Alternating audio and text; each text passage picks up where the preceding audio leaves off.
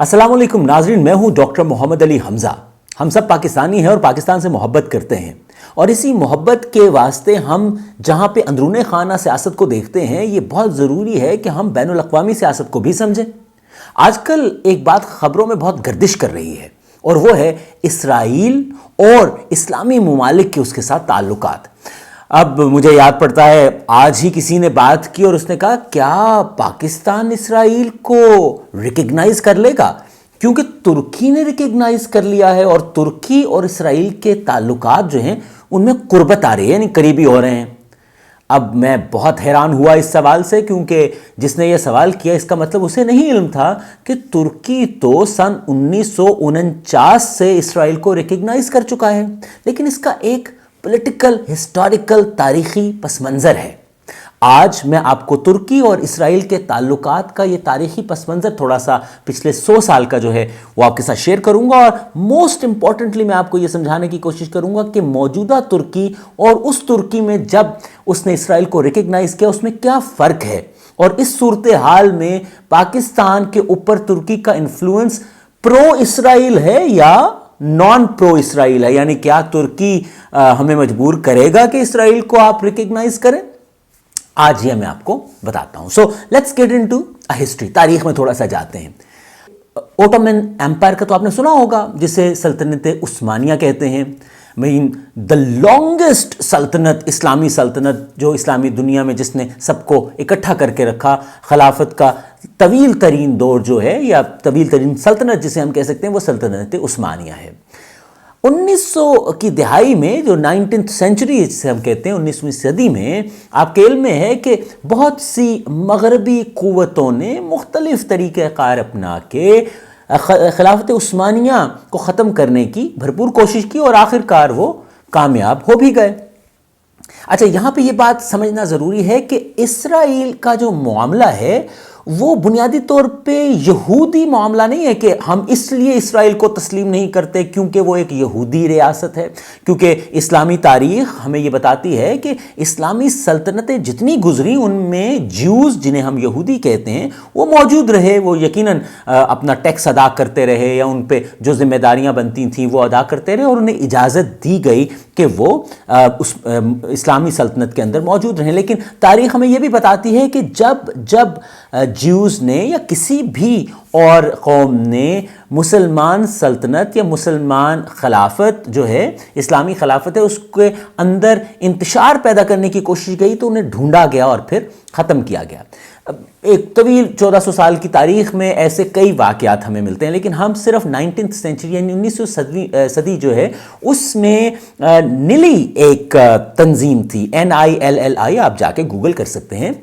निली basically यहूदियों की एक जासूसी तंजीम थी, जो कि जो उस्मानिया खिलाफत है उसको अंदर से खोखला करने पे लगी हुई थी। और कहते हैं कि निली जो जासूसों की, यहूदी जासूसों की तहरीक है, तंजीम थी जिसने ये तहरीक चलाई, उसने खिलाफत उस्मानिया को काफ़ी नुकसान पहुंचाया। लेकिन अल्टीमेटली व्हाट हैपेंड इज़ कि 19वीं सदी में हमने बहुत से मामलात और वाक़यात जो हम देखते हैं कि मगरिब ने, जहाँ पे सऊदी अरब, मिडल ईस्ट जिसे हम कहते हैं, इस पूरे एरिया में अपना इन्फ्लुएंस बढ़ाया, वहाँ उसने तुर्की जो है उसके ऊपर भी इनडायरेक्ट कब्जा किया। वो इनडायरेक्ट कब्जा क्या था? वो था टर्किश लिबरलाइजेशन, या आप जिसे टर्किश नेशनलिज्म कहते हैं, कि टर्किश नेशनलिज्म की उन्होंने हवा दी और उधर से खिलाफत उस्मानिया को चैलेंज किया, और फिर दुनिया में मामलात बदलते गए। इस दौरान वर्ल्ड वॉर 1 हुई, जिसे जंग अज़ीम अव्वल कहते हैं,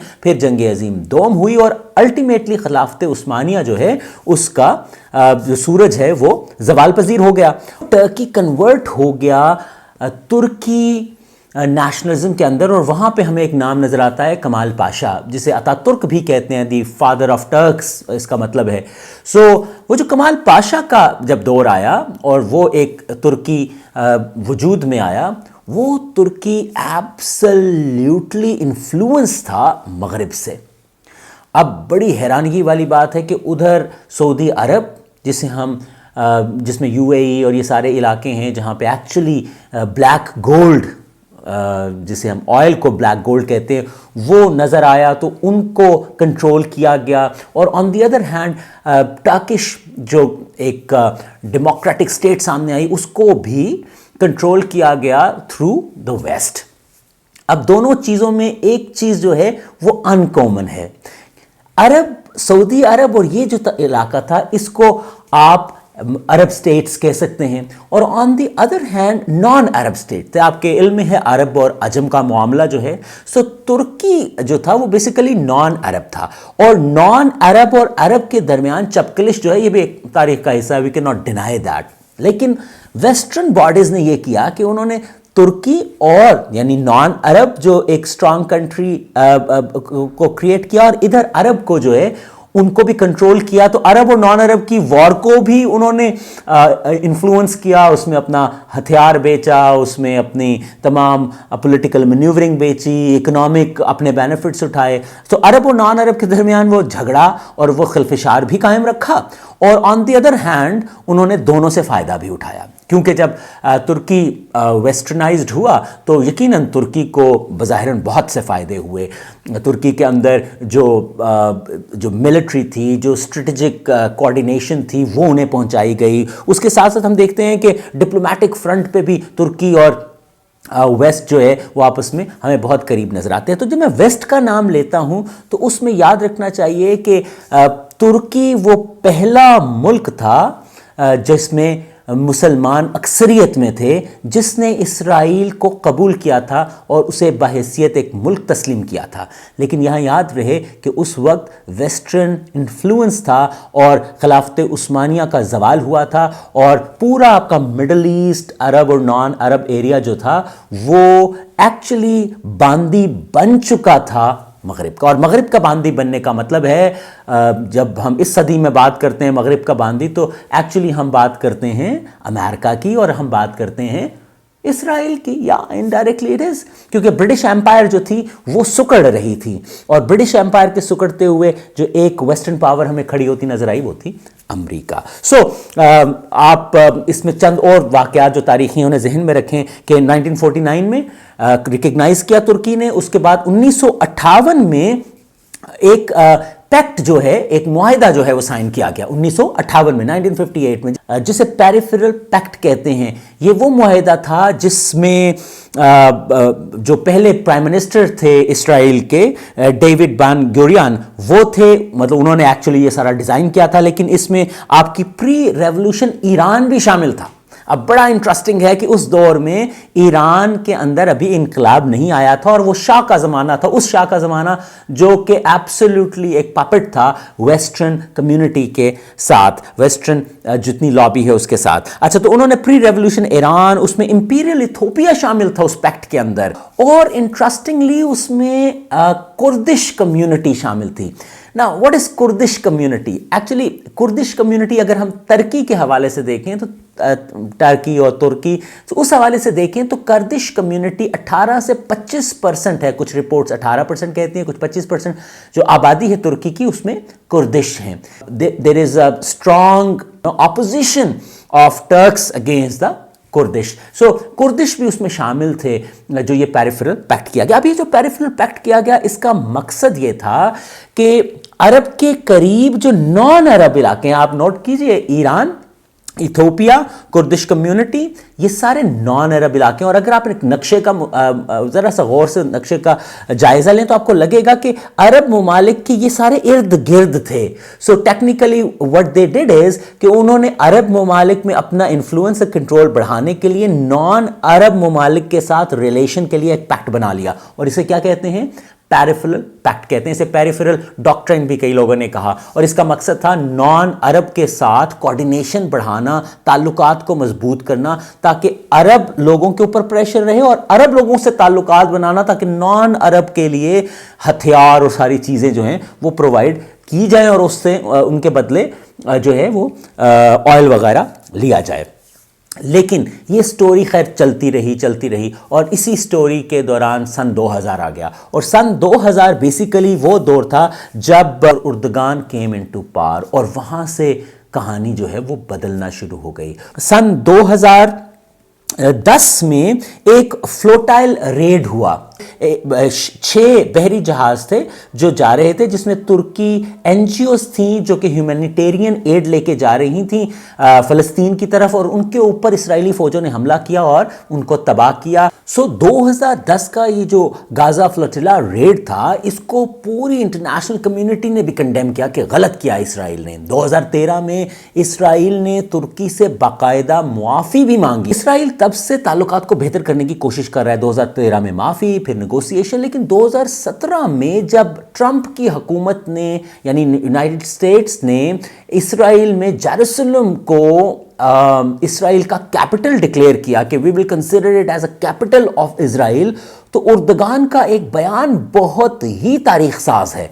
उन्होंने कहा कि अगर इस बयान को वापस ना लिया गया या इसको अमली जामा पहनाया गया तो हम इसराइल को डी रिकग्नाइज कर देंगे, यानी हम अपने तमाम सफारती ताल्लुकात जो अभी भी थोड़े बहुत मौजूद हैं उनको भी ख़त्म कर देंगे। सो ये वो थ्रेट था जिस थ्रेट को उर्दगान ने बड़ा बरमला आके कहा और कहा कि नहीं, we are not going to accept it. So ये मेरे ख्याल से जो मौजूदा तुर्की है, उर्दगान की साहब की हुकूमत है, वो बहुत इस मामले में टची है। और यहाँ पे ये बात समझना ज़रूरी है कि इस वक्त जो पाकिस्तान में ये एक बयानिया क्रिएट किया जा रहा है कि तुर्की शायद इसराइल को मान ले तो पाकिस्तान को भी मानना पड़ेगा, तो ये तमाम बातें तारीख़ के बिल्कुल मुखालिफ हैं और सिर्फ सुनी सुनाई पर मबनी है। हकीकत यह है कि तुर्की इसराइल को ऑलरेडी रिकग्नाइज़ करता है और उसकी तारीख़ जो है वो कमाल अतातुर्क के टाइम की है, जब वेस्टर्न पावर्स और खिलाफत उस्मानिया जो है उसका ज़वाल हुआ। लेकिन आज का तुर्की जो है वो इसराइल के साथ जो मौजूदा ताल्लुकात की थोड़ी बहुत नौयत रह भी गई है, उसके ऊपर भी वो फोर्सफुली कहता है कि ये चीज़, ये डिसीजन वापस लो कि जेरूसलम जो है वो इसराइल का दारुल हुकूमत है। अच्छा, जब तुर्की यहां तक पहुंच गया, यानी उसने कहा कि हम ये ताल्लुकात जो थोड़े बहुत रह गए ये भी खत्म कर देंगे जो सफारती ताल्लुकात हैं, तो ऑन द अदर हैंड क्या शुरू हो गया मामला, आपके इल्म में होना चाहिए, यूएई, सऊदी अरब और इन ममालिक जो हैं इनके ताल्लुकात इसराइल के साथ मजबूत किए गए। आपको वो वक्त नहीं भूलना चाहिए जब सदर ट्रंप का पहला मिडल ईस्ट का दौरा था, जिसमें वो सऊदी अरब भी आए और फिर यहाँ से लोगों को लेके वो इसराइल गए और वहाँ पे एक ग्लोब के ऊपर हाथ रख के भाईचारे वाली बातें भी हुई। आई एम श्योर आपको वो याद है, नहीं याद तो मैं किसी अपने एपिसोड में इसकी डिटेल्स आपको दूंगा कि वो कहानी क्या थी। But we need to understand, Pakistan में ये जो बयानिया क्रिएट किया जा रहा है कि मौजूदा हुकूमत या रियासत पाकिस्तान इसराइल को इसलिए मानेगी क्योंकि तुर्की मानता है, तो दैट्स एब्सोल्युटली रबिश। तुर्की की मौजूदा हुकूमत है प्रेसिडेंट उर्दगान के ज़ेर साया, वो actually they are not pro Israel, not at all. मैं अगला एपिसोड बेसिकली ईरान और इसराइल के रिलेशंस पे करूंगा और उसमें आपको थोड़ा सा तारीखी पस मंज़र बताऊंगा, and we will talk about also कि ईरान और इसराइल के दरमियान वो कौन से ग्रुप्स हैं जो आपस में नज़रियाती तौर पे मुखालिफ हैं और किस ग्रुप को कौन सा मुल्क सपोर्ट करता है। पाकिस्तान और पाकिस्तान की रियासत के खिलाफ प्रोपेगेंडा करने वालों को हमेशा ये समझ के सोच के सुनना है कि they are anti Pakistan, anti state, और हम एंटाई पाकिस्तान और एंटाई स्टेट किसी भी नैरेटिव और बयानिए को कभी भी कबूल नहीं करेंगे। क्यों? क्योंकि सबसे पहले Pakistan. I am doctor Mohammad Ali Hamza and this is my official channel. अगर आपको हमारी ये वीडियो पसंद आई है और आप आने वाले वक्त में बैनुल-अक़वामी तनाज़ुर में पाकिस्तान के बयानिए को समझना चाहते हैं तो प्लीज़ डू सब्सक्राइब